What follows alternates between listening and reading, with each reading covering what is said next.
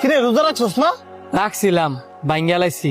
দাম ফুলা রোজা আবার ভাঙ্গালাস কেমনে? সারা বছর তো খাস ওই একটা মাস কষ্ট করে রোজা রাজা না। রোজা যদি ভাঙ্গিলাস তো রোজা রাজ করে দূর তোরে কি রাজারে বুঝ দেই কারণ কার কি হইছে দেখে আয়।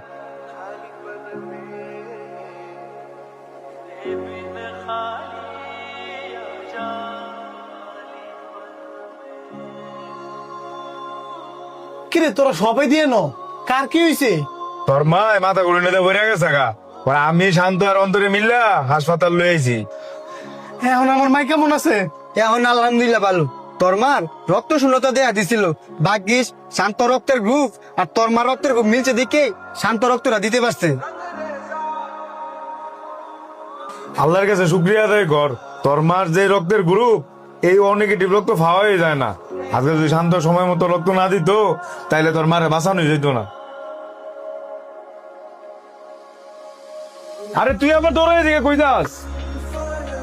কে মন খারাপ করে আসছ নাকি? মন খারাপ থাকতো না? দুইটা নয় কথাই শুনাইছি সুন্দর মতন হাসপাতালে গেছিস গা। আমার মা কি তোর মা না? তোর কি কর্তব্য আসলে না হাসপাতাল থা? কর্তব্যের ভিতরে পরে দেখি তো রোজা ভাঙ্গে তোর মার আমি রক্ত দিচ্ছি, আর তুই আমার ভালো মন্দ না জিগায় অনেক অপমান করছস। সরি বন্ধু।